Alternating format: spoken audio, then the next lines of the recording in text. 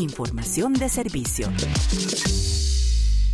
El doctor Rodrigo León, él es doctorando en sismología de la Universidad Autónoma Nacional de México, la UNAM, pero profesor de cátedra del Departamento de Geociencias de la Universidad de los Andes, experto en geología de terremotos. Profesor León, gracias por estar con nosotros en Colombia Radio. Muy buenos días.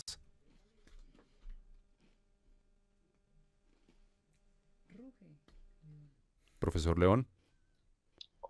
Hola, ¿qué tal? Buenos días, ¿cómo están? Bien, gracias. Aquí saludándolo. ¿Cómo le fue de sismo ayer? Pues bueno, no lo sentimos. De hecho, estamos en un congreso acá de geología en Santa Marta, entonces solo empezamos a ver pues los reportes en línea, ¿no? Pero por acá no lo sentimos.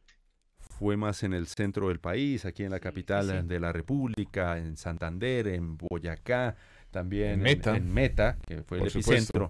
Y comienzo para que nos cuente a todos los colombianos y colombianas que nos siguen y que están siempre con nosotros en Colombia Radio, a explicar el tema geológico que rodea a Bogotá. Estamos en la Cordillera Oriental de los Andes, y detrás de Monserrate, entre Cundinamarca y el departamento del Meta, hay una falla. La falla del Piedemonte Llanero. Una falla es una ruptura en la corteza y por allí siempre se va a liberar energía. Expliquémosle didácticamente a los colombianos qué es lo que está ocurriendo y por qué se presentan estos sismos de regular intensidad que se han presentado en la historia, aquí en Bogotá también. Exacto. Sí, bueno, precisamente dices muchos datos interesantes. En efecto, digamos, hay un sistema de fallas, no es solo una estructura, es un sistema de fallas muy grande en el borde llanero de la cordillera oriental. Y bueno, tenemos que recordar que Colombia, pues es un país sísmicamente activo, pero cuando decimos esto, hay que ponerlo un poquito en contexto del mundo, ¿ok? Entonces, Colombia es solo una parte del gran cinturón que conocemos como el Cinturón de Fuego del Pacífico, que es un sistema muy grande donde interactúan muchas placas. En especial en Colombia, pues tenemos la interacción de la placa de Nazca, que está subduciendo por debajo de la placa de Sudamérica. Y ese es el motor principal, digamos, de la deformación o de los esfuerzos que afectan al territorio colombiano. Estos esfuerzos se liberan en diversas fallas, entre ellas, pues los sistemas de fallas del borde llanero. Y en efecto han ocurrido sismos pues en la historia, justamente en la zona epicentral del sismo de ayer ocurrió uno pues desde los 60 se tiene registro de al menos unos 3 eventos de magnitud significativa, es decir, unos eventos de magnitud 5. Y pues bueno, sí es, digamos desde el punto de vista sismológico, pues es algo normal, ¿no? No es algo extraordinario. Eh, También por ahí hemos empezado a ver que la gente dice que está temblando más, pues bueno, eso mm, tampoco es tan verdad, ¿no? O sea, la actividad sísmica se ha mantenido constante a lo largo del tiempo. Eh, pero lo que sí quisiera llamar la atención es un poco acerca de pues como de este pánico colectivo, y también hemos visto muchos daños en infraestructuras, pero eso tiene que ver más con la vulnerabilidad de las estructuras, más que con el fenómeno sísmico, ¿no? En el fenómeno sísmico realmente no nos parece un sismo tan grande. Eh, ¿A qué me refiero? Que podría haber eventos mucho más grandes. Entonces eso es algo que tenemos que pensar y que empezarnos a plantear qué tan vulnerables son nuestras sociedades ante Sí. este tipo de fenómenos.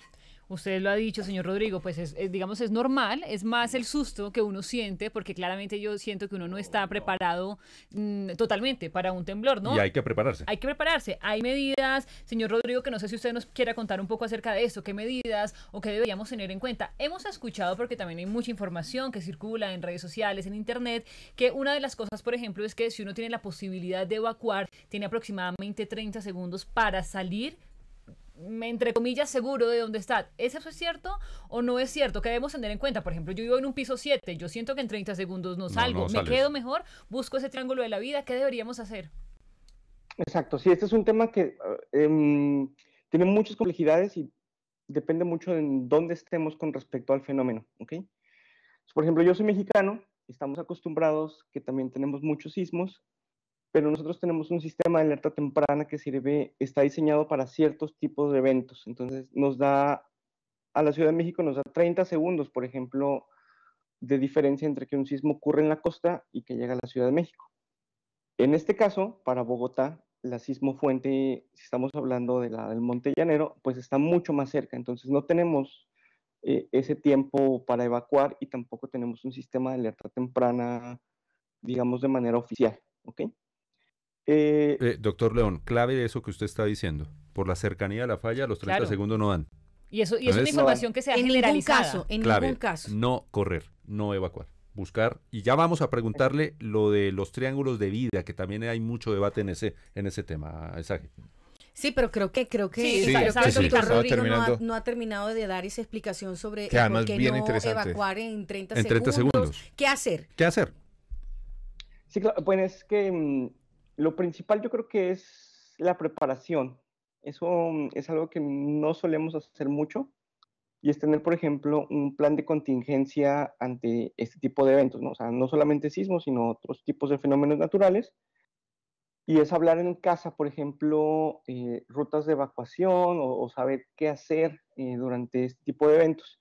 Lo principal, y es lo más difícil, es no entrar en pánico, ¿no? Eso es muy complicado porque no todas las personas reaccionan de la misma manera, y entonces es muy fácil decir no entrar en pánico, pero bueno, eso es un poco complicado. Las recomendaciones son que, por ejemplo, pues si tenemos acceso a la calle, digamos, no es lo mismo, no nos va a tomar el mismo tiempo salir de un piso 1 que de un piso 11, ¿ok? Entonces lo mejor es esperar, realmente conocer nuestra casa, cuáles son las partes menos vulnerables, digamos, o sea, alejarnos de ventanas, por ejemplo, muebles que se puedan caer. Y con respecto a lo del triángulo de la vida, es un tema muy debatible, pero lo más recomendable es algo que se conoce como el drop, cover and hold, que es agáchate y trata de refugiarte para que no te vayan a caer cosas, ¿no? O sea, pueden ser desde repisas, vitrinas, muebles que estén sueltos.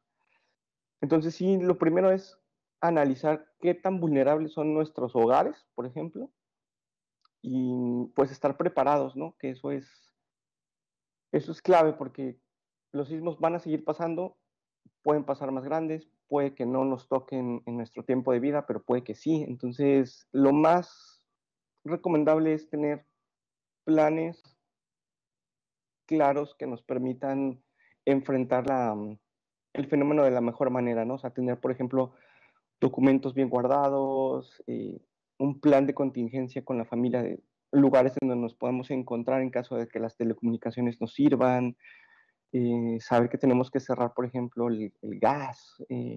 Ese tipo de cosas es importante, y la sociedad tiene que entender que esas son responsabilidades individuales, ¿no?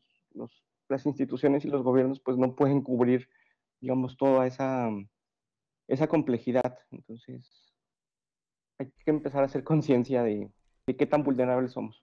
Conciencia, usted menciona unos puntos importantes, un plan de contingencia familiar para tener puntos de encuentro con nuestros familiares cercanos, cerrar el gas en dado caso decidamos nos quedemos, obviamente de acuerdo con su recomendación, nos quedemos en nuestras viviendas o apartamentos. Si ya vivimos en un primer piso, si estamos dentro de un local en un centro comercial en donde la salida está allí justamente enfrente nuestro, pues salir directamente hacia la calle para refugiarnos. Pero además usted menciona varias cosas. Uno, el tema del pánico o de las emociones frente a estas circunstancias.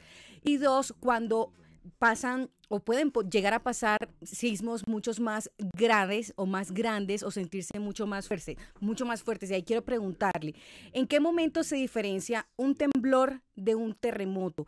¿Es posible que, cómo sucede este tipo de circunstancias? ¿Es posible que puedan venir más afectaciones hacia Bogotá y hacia distintos territorios del país? Ok, bueno, comencemos con la diferencia. No hay una diferencia, lo podemos utilizar indiscriminadamente, sismo, terremoto, y yo creo que la sociedad más bien es la que le ha dado como la connotación de entre más grande, pues vamos a llamarle terremoto, pero sí, es lo mismo. Con respecto a qué tan grandes son, bueno, de nuevo hay que poner un poquito en contexto global. Digamos, el sismo de ayer fue un 6.1 y estadísticamente al año tenemos alrededor de 150 eventos de la misma magnitud alrededor del mundo. Entonces, no es un evento extraordinario. La magnitud de los eventos se mide de manera logarítmica. Quiere decir que yo, por ejemplo, para pasar de un magnitud 5 a un magnitud 6, necesito 32 veces el tamaño del sismo.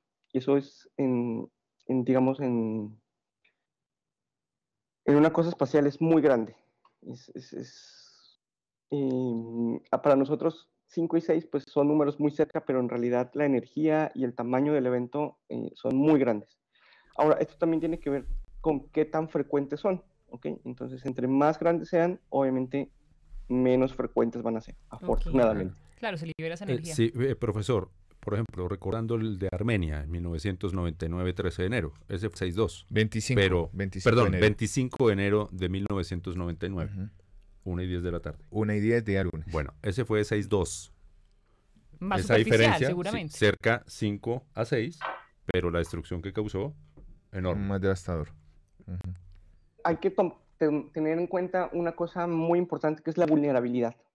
¿Ok? Entonces, por ejemplo, podemos ver ejemplos clarísimos en diferentes países. Chile, por ejemplo, pues convive con eventos mucho más grandes, mucho más frecuente, pero las estructuras están muy bien diseñadas. Entonces, tenemos el otro extremo, por ejemplo, en 2011 en Haití, 2010, perdón, un sismo de 7, pues prácticamente destruyó el país. ¿Ok? Y me parece que lo mismo pasó en el eje cafetero, o sea, el sismo tampoco fue tan grande, entonces no hay una correlación entre qué tan grandes son los sismos y qué daño pueden causar, más bien es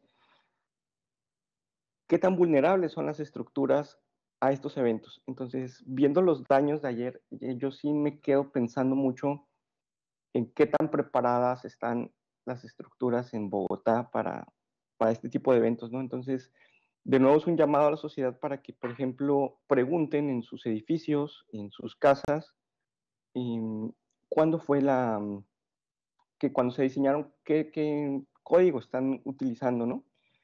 Y de alguna manera tratar de acercarse a ingenieros civiles, por ejemplo, para saber qué tipo de refuerzos se pueden hacer en las estructuras.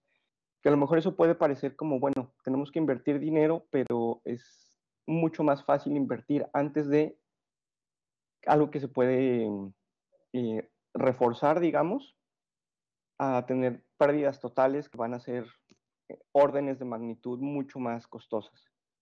Entonces también eso es algo que definitivamente la sociedad tiene que tomar en sus manos, el qué tan vulnerables quieren ser a este tipo de eventos.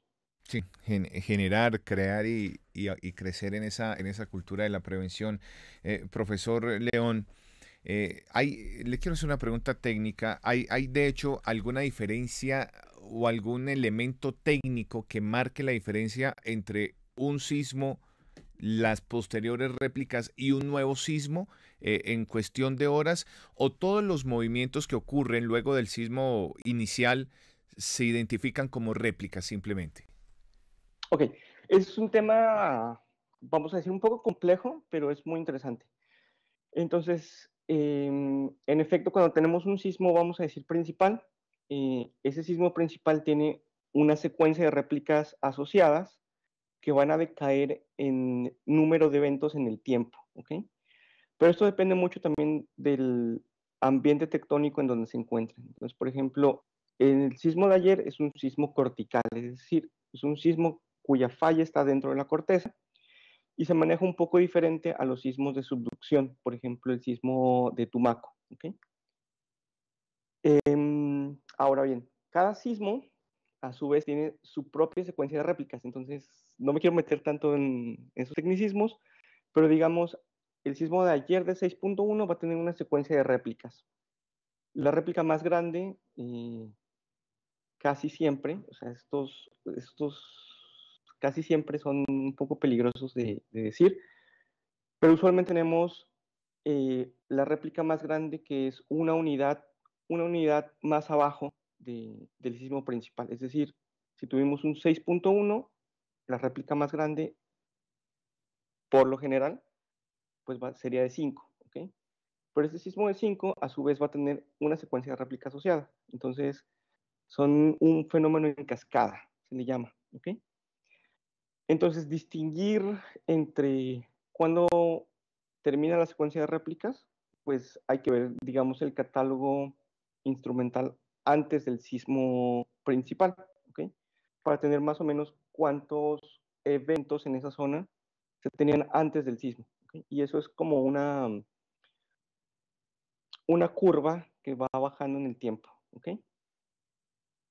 También existe un fenómeno que se llama los precursores. Entonces aquí ya es un terreno muy complicado porque, por ejemplo, a veces los sismos que nos parecen sismos principales podrían ser precursores de sismos más grandes. El ejemplo así más claro que tenemos en la historia reciente ocurrió en Japón. Por ejemplo, antes del sismo en marzo de 2011, un día antes hubo un sismo de 7.5, que podríamos pensar, bueno, es un 7.5, es muy grande, pues este va a ser el sismo principal, pero en realidad fue el precursor del sismo de 9, ¿ok? ¿Qué vuelve a un sismo el sismo principal o precursores? Esa es una pregunta que no podemos responder, no se puede responder, el fenómeno es muy complejo, pero obviamente es mucho más frecuente que los sismos grandes sean los sismos principales, pero también puede ocurrir que no lo sean, ¿no? O tenemos otro fenómeno también que son las secuencias sísmicas en las que tenemos pues varios sismos principales separados por meses, por ejemplo, ¿okay? Entonces, es un fenómeno que o sea, es un fenómeno constante y esas líneas a veces son un poco difusas, ¿no? Pero lo que tenemos que entender es que cuando sentimos un sismo grande, muy probablemente vamos a empezar a sentir, o más bien vamos a poder registrar, ¿no? Porque muchas de las réplicas no las vamos a sentir. O sea, van a ser sismos de muy baja magnitud. Y solo para poner un ejemplo, estas secuencias de réplicas pueden durar meses o inclusive años, ¿ok? Entonces, teniendo en cuenta eso que usted está diciendo, que esas réplicas pueden estarse sintiendo durante este mes, partiendo de lo que sucedió el día de ayer en Bogotá, ¿qué mensaje de tranquilidad entregarle a los seguidores y seguidoras del Informativo Colombia hoy? Ya que hay rumores, el Voz Populi, la gente conversa en sus casas, sí. Se habla, se dice, y teniendo en cuenta el ejemplo que usted nos pone de Japón, ¿cómo mantener la calma, la tranquilidad y estar preparados dado el caso llegase o no llegase a suceder? Sí, uno es la preparación y dos, siempre estar escuchando a las fuentes oficiales y a las personas que trabajamos en este tipo de cosas. Eso es fundamental. Entonces, la institución en Colombia que es la encargada tanto del monitoreo como de generar información para toma de decisiones, pues es el Servicio Geológico Colombiano. Entonces, estar muy al pendiente de los boletines que ellos sacan, los reportes, tanto por ejemplo en Twitter, son muy, muy activos, y consultar fuentes oficiales. Entonces, no hacer caso de esas cadenas de WhatsApp, hay muchas, yo nunca he entendido por qué la gente iniciaría este tipo de cadenas, ¿no? Pero no hacer caso a este tipo de información que no tenga el respaldo de alguna institución o de algún experto. Y pues mantener la calma y tenemos que ser conscientes que vivimos en un planeta muy dinámico y que tenemos que convivir siempre con ese tipo de fenómenos.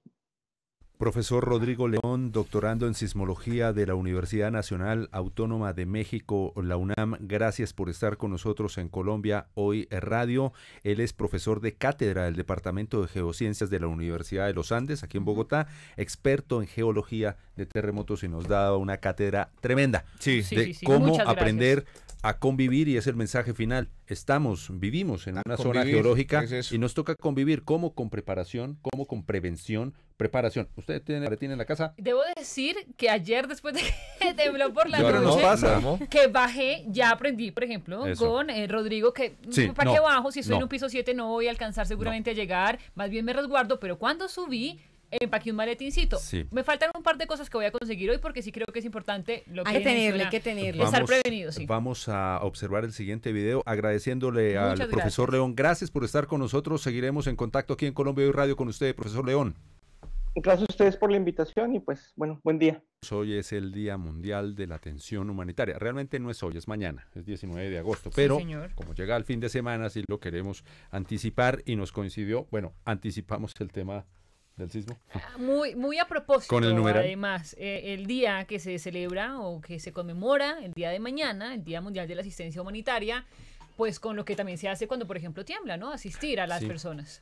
Y por eso lo decimos aquí en Colombia Hoy Radio, la labor de nuestros organismos de socorro como la Cruz Roja Seccional Bogotá y Cundinamarca y en todo el país la Cruz Roja Colombiana es fundamental en el objetivo de preservar vidas. Nos acompaña la directora de Asuntos Humanitarios de la Cruz Roja Seccional Bogotá y Cundinamarca, Erika Cardona. Doctora Erika, bienvenida a Colombia Hoy Radio, muy buenos días.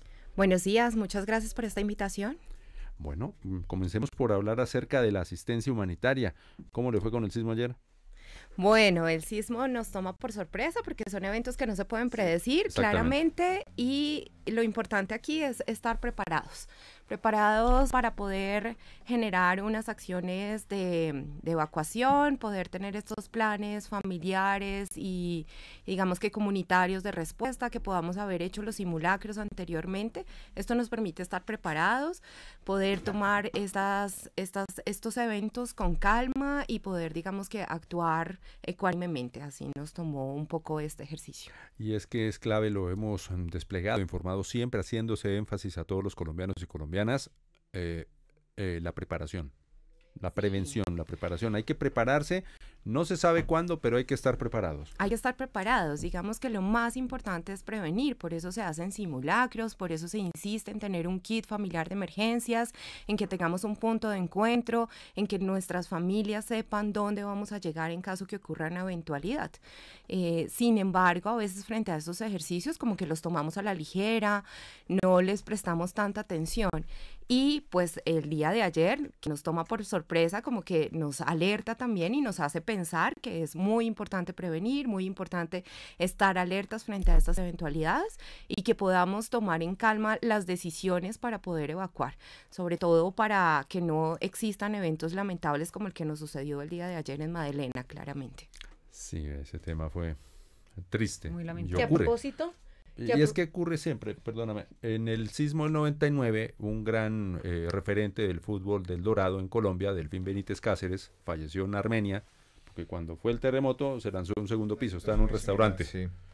Falleció, una de las glorias del fútbol.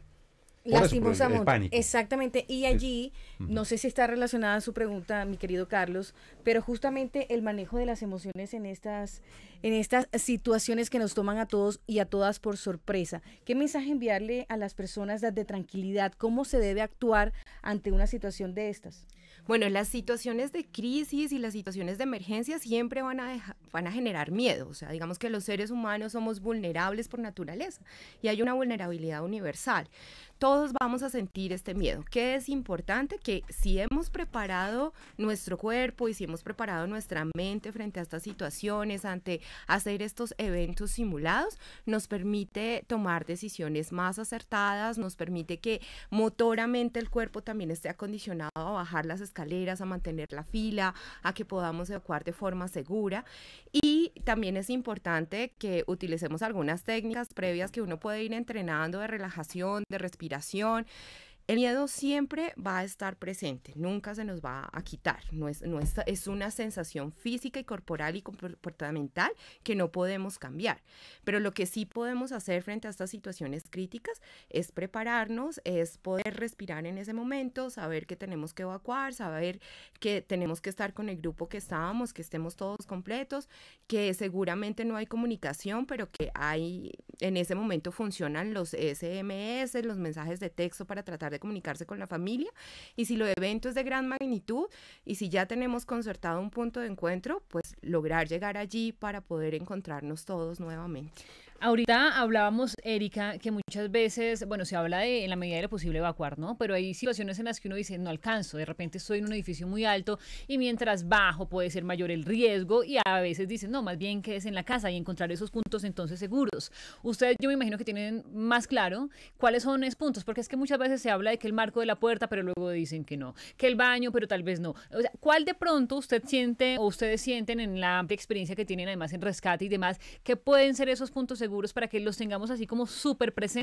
Porque uno pensaba que el marco de la puerta, por ejemplo, era uno de esos. Y hemos visto últimamente que tal vez no. Entonces, ¿dónde nos deberíamos? Sí. En mi caso, por ejemplo, que estoy en un piso 7, creo que no alcanzó a bajar. ¿Dónde me puedo resguardar? Bueno, realmente a partir del año 97, muchos de los edificios y las construcciones tienen que ser sismo resistentes. Y en ese ejercicio, digamos que pues nos da algo de tranquilidad en estas edificaciones nuevas. Aquí, ¿qué es importante? Una vez ocurre el evento y mientras está en movimiento la tierra, no debemos evacuar. Evacuamos es cuando ha parado el movimiento. Y es muy importante, si estás en tu casa o estás en tu lugar de trabajo, que busques dónde resguardarte de manera segura, que puedas cruzar los brazos detrás de tu nuca, arrodillarte y meterte debajo de una superficie que pueda recibir cosas encima. Una mesa, la mesa del comedor, un escritorio que sea fuerte y resistente, porque todo se va a desprender desde arriba y va a caer encima. Entonces es muy importante estar ahí debajo. Una vez la tierra deja de moverse, es cuando debemos empezar la evacuación y debemos salir. Eso es como la recomendación. Ese es un punto muy clave porque uno pensaría que empieza a temblar y de una baja. En ese orden de ideas, Erika, independientemente el piso donde nos encontremos, si tiembla fuerte, digamos no pasa nada grave, no se cae nada, ahí sí deberíamos poder bajar así estemos, no sé, en un piso 20. ¿Es recomendable? Sí, es recomendable, sobre todo porque vienen las réplicas y no sabemos la magnitud de las réplicas y es importante salir, buscar esos puntos de encuentro, deben ser lugares despejados, donde no haya árboles preferiblemente, donde no haya cables, donde no nos caigan vidrios encima, o sea, tratar de buscar un parque, es como la zona más idónea. Entonces, ahí debemos acudir. Nunca bajar por ascensor. Nunca bajar por ascensor, no. Siempre escaleras. Siempre las escaleras. Por eso es importante el simulacro, porque seguramente nos da pereza bajar las escaleras desde el piso 7, desde el piso 10, pero cuando hacemos el simulacro, hacemos el ejercicio de bajar. Eso digamos que esto es como de forma inconsciente, que dejamos ya la memoria de nuestro cuerpo para que sepa que debe hacer este ejercicio y reacciona. Fíjese que, bueno, en lo personal, en lo particular, nunca me había tocado poner en práctica lo hecho en un simulacro. Aquí se hacen muchos simulacros en este lugar y ayer funcionó a la perfección. A la perfección. Hace poco habíamos hecho un simulacro. Hace poco habíamos hecho uno, entonces la gente sabe ya dónde tiene que ir, cuál es el punto de encuentro, cuáles son las rutas, cuál es el ritmo que hay que marcar en el camino. Y ayer pusimos en práctica los simulacros. Eso muy a propósito de lo que dice la doctora, de lo importante de tomárselos en serio, sobre todo, ¿no? Sí, es muy importante. Digamos que esto te genera recordación motora, física, emocional también, de que estás en esta situación de riesgo, pero que hay que salir, que hay que buscar este lugar seguro. Doctora Erika, recordemos el kit. Hemos hablado aquí algunas cosas, lo hemos visto, pero ¿cuál es el kit fundamental que todos debemos tener en casa? Y no uno, dos, dependiendo de los pisos, ¿no? Sí. En casas de 3 pisos, entonces tendrá que tener uno en cada piso. Sí, digamos que el kit es una maleta que podemos organizar. Es importante tener allí frazada, es importante tener un silbato, es importante que puedan tener una linterna, preferiblemente que se recargue de manera solar, que podamos tener un radio con pilas, porque va a ser la forma de enterarnos y comunicarnos qué está pasando. Recuerden que las comunicaciones se van a caer. Es importante que en el kit tengamos alimentos enlatados, no perecederos, tengamos agua, es muy importante, que sea más o menos para un periodo de unos 3 días, que podamos tener esa capacidad de respuesta, sobre todo porque las ayudas llegan posterior a esto y es importante que podamos sobrevivir. Preferiblemente que tengan allí copia de los documentos más importantes, las escrituras de la casa, las llaves, etcétera, porque luego en los procesos de reconstrucción vamos a necesitar documentación, tus documentos personales, también que tengas una copia allí de tu familia y que tengamos de pronto una muda de ropa. y si puedes tener algo de dinero en efectivo, también es ideal que pueda servir. Que pueda estar allí. Nos acompaña en Colombia Radio la directora de Asuntos Humanitarios de la Cruz Roja Seccional Bogotá y Cundinamarca, Erika Cardona, hablando de los temas del día a día y la coyuntura por este sismo y la gran labor que hace la Cruz Roja colombiana, Seccional Bogotá y Cundinamarca en este tema de la atención de las emergencias, de los desastres, de estar articulado siempre entre entidades. Pero también cambiemos de tema, doctora Erika, porque el Día Internacional de los Asuntos Humanitarios tiene relaciones con los conflictos también, en lo que ha ocurrido en nuestro país y en las regiones del mundo. ¿Qué papel ha adelantado la Cruz Roja, y lo sabemos todos, en estar siempre presente, echando una mano, apoyando en los asuntos humanitarios en el conflicto en Colombia? Bueno, realmente nuestra misión es aliviar y prevenir el sufrimiento humano. En el marco de esto venimos desarrollando acciones para atender las víctimas de conflicto armado, principalmente y mayoritariamente víctimas de desplazamientos forzosos que ha tenido nuestro país, y hacer también algunos procesos de interlocución, llevar mensajes a los secuestrados, que se respete el derecho internacional humanitario en el marco de la guerra, digamos que ha sido una de las premisas fundamentales que como movimiento hemos desarrollado. Aquí es importante decir que el Día Mundial de la Asistencia Humanitaria nace a partir de un evento catastrófico que ocurre en el 2003. El 19 de agosto del 2003 en Bagdad ocurre un atentado en un hotel de Bagdad y allí mueren 22 personas que realizan labores humanitarias. Dentro de estas el secretario de la ONU en ese momento. 5 años después se genera tener este día para recordarle a la ciudadanía y para recordarle al mundo que los organismos humanitarios estamos para socorrer, para atender, para prevenir los desastres, para mejorar las situaciones críticas y para que las personas puedan sobrevivir posteriormente. Por eso es muy importante este día para nosotros y todos los organismos humanitarios nos unimos este día para recordar esta labor que desarrollamos de manera imparcial, neutral, independiente, porque somos auxiliares del Estado, pero no suplimos al Estado en ninguno de los territorios. Es que me quedé pensando y me acordé, Sergio Vieira de Melo, el secretario de la ONU en 2003. Posteriormente se saca una película casi que a manera documental que se llama Sergio, de hecho. Es una película que cuenta todo lo relatado y todo lo que hay detrás de lo que tuvo que vivir esa misión humanitaria en una zona de conflicto ahí en Bagdad. Dice usted, dato, píldora para la memoria, ¿no? Pildorita para la memoria. Sí. Ahí está. Y en términos nacionales, doctora, tampoco han sido las cosas fáciles históricamente para las misiones humanitarias, en este caso para la Cruz Roja, por ejemplo, en un país con conflicto histórico, con regiones de conflicto marcado por décadas, pues han sido muchos los momentos duros, difíciles, donde también nosotros, digamos aquí internamente en el país tenemos para un día como hoy que conmemorar momentos muy duros, ¿no?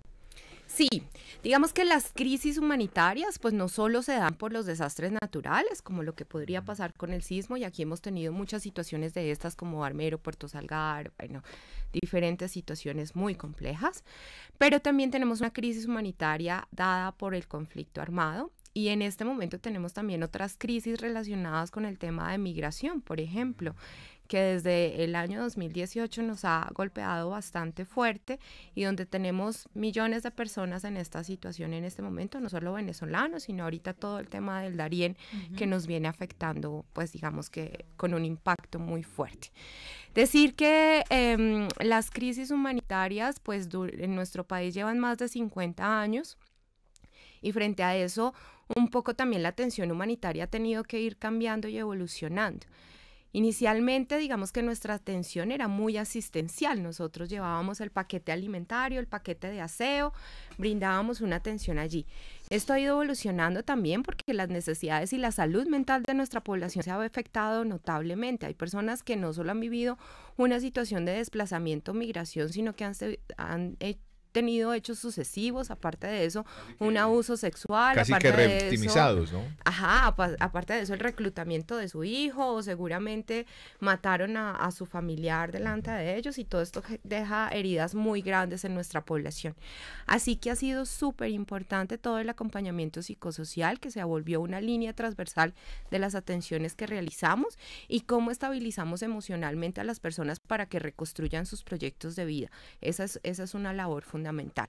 Y ahora también no es solo dar el abrigo y el alimento, sino también hacer procesos de desarrollo y empoderamiento, que las familias vuelvan a tener medios de vida sostenibles, sustentables, que puedan tener otra vez una estabilización socioeconómica. Y allí venimos trabajando fuertemente, no solo la Cruz Roja, sino demás actores humanitarios, porque tenemos, por ejemplo, en el caso de migración, un grupo interagencial de flujos mixtos migratorios, donde convergemos todas las agencias y organismos humanitarios para saber cuáles son nuestras líneas y planes de intervención, y sobre todo hacer algo que es muy importante, que es acción sin daño. En el pasado también nos ocurrió que frente a los desastres, por ejemplo, nos recuerdan Bojayá, esta catástrofe que ocurrió en el marco de una iglesia. 1 y 2 de mayo de 2002. Exacto. Y allí entonces lo que hicimos fue construir unas casas hermosísimas lejos de este sector para estas familias que quedaron y sobrevivieron, encontrando después que no querían vivir allí, que no estaba cerca al río, que no hacía parte de sus usos y costumbres, y generamos un daño para esta población. Después de esto aprendimos que hay que también entender un poco las dinámicas culturales y sobre esto trabajar para generar procesos de resiliencia comunitaria, pero que sean efectivos. Hablando acerca de esa labor que desarrolla este organismo de socorro en los distintos territorios y en los distintos aspectos que usted nos ha mencionado, hablemos sobre los voluntarios que hacen parte de la Cruz Roja Colombiana, que son pieza clave y fundamental. Claro, nuestros voluntarios, sin estos no podríamos hacer la labor humanitaria, y no solo son para la Cruz Roja, sino para otros organismos y otras ONGs como la ONU y otros lugares. Nuestros voluntarios son personas que donan su tiempo, sus esfuerzos, sus capacidades y sus conocimientos para desarrollar una labor desinteresada y poder ayudar a otros. En Bogotá, Cundinamarca, contamos con más de 1.700 voluntarios que están disponibles, y bueno, gracias a una ley que salió recientemente, la ley del voluntariado, pues les permite también poder ausentarse de sus lugares de trabajo en estas situaciones de crisis para poder ayudar, lo cual ha sido muy importante porque nuestros voluntarios igual trabajan, estudian, tienen una vida como cualquiera de nosotros, pero desinteresadamente en estas situaciones críticas, pues llevan sus esfuerzos para poder apoyar.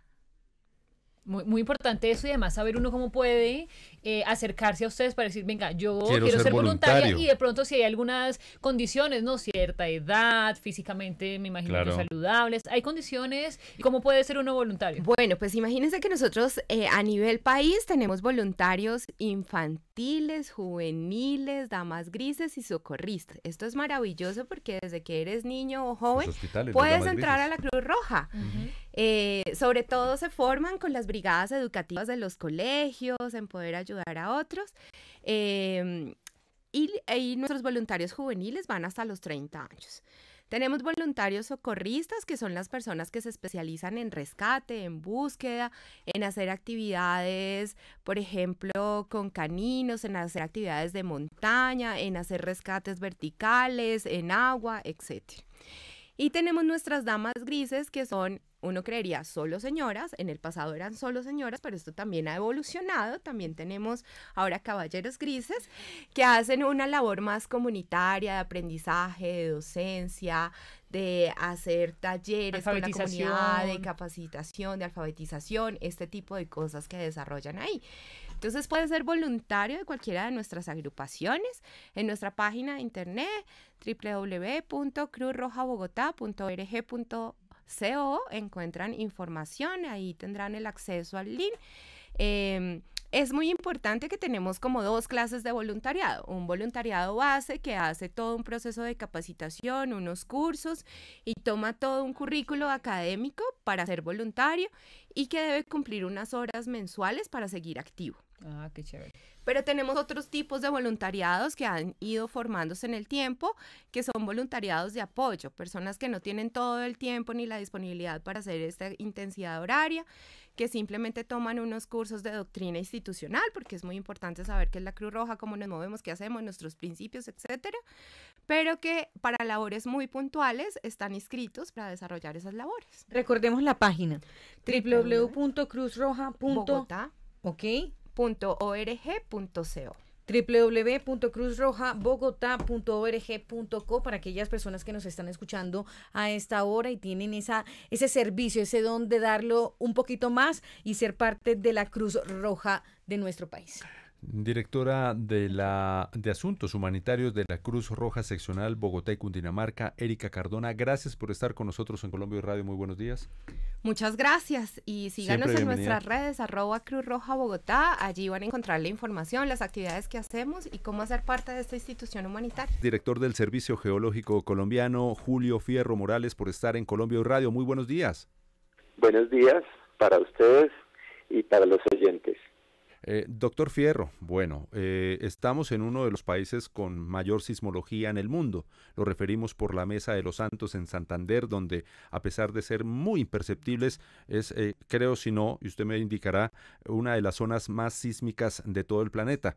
Ayer tuvimos este epicentro en el Calvario, en el departamento del Meta, de lo ocurrido en el país y que se sintió pues con mucha fuerza en el centro del país, en el occidente, y las réplicas. ¿Qué podemos decirle a los colombianos para explicar geológicamente por qué se están dando estos movimientos en este caso? Pues usted ya hace una introducción que nos permite establecer que estamos en una zona sísmicamente activa. Todos los Andes lo son, los Andes colombianos y sus alrededores no son excepción. Y usted habla de un nido sísmico que tenemos en Santander, pero tenemos otra gran cantidad de fallas geológicas que están activas. Este es un país muy fracturado también desde el punto de vista tectónico, y esas fracturas, cuando presentan desplazamientos a lo largo de ellas, se pueden enganchar y luego desengancharse librando súbitamente energía, que es lo que conocemos como sismos o terremotos. Director, hay un término técnico que usan ustedes los expertos que es un enjambre sísmico. ¿Técnicamente eso fue lo que ocurrió en las últimas horas en Colombia, aquí en el centro del país, o no alcanza a calificarse como tal? Lo que tenemos es un evento de ruptura a lo largo de una falla geológica, y luego entonces esa ruptura continúa prolongándose, y esa prolongación pues es la que va generando también réplicas. Están bastante alineadas en sentido noreste-suroeste, así que no es un enjambre, no está así en un punto, sino que se distribuye de una manera más o menos lineal. Son dos líneas aproximadamente paralelas que corresponden a fallas geológicas cercanas al piedemonte llanero en el sector del Meta.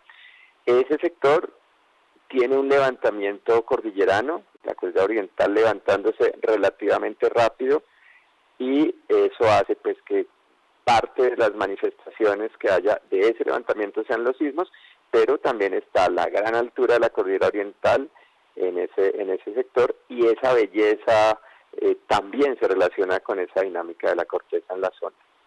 Director, usted lo ha dicho, réplicas, y creo que eso fue una de las cosas que asustó ayer a los colombianos, las constantes réplicas que se presentaron después del primer sismo que se sintió hacia el mediodía, incluso en la noche. Pero usted me corrige, director, si esas réplicas no terminan siendo hasta buenas, por lo que hemos escuchado ya en diferentes oportunidades de la liberación de energía. ¿Se van a seguir presentando además de réplicas? Es decir, sé que es complicado poder determinar si esto va a suceder o no, esos eventos naturales, pero debemos estar preparados para unas posibles réplicas futuras por estos días.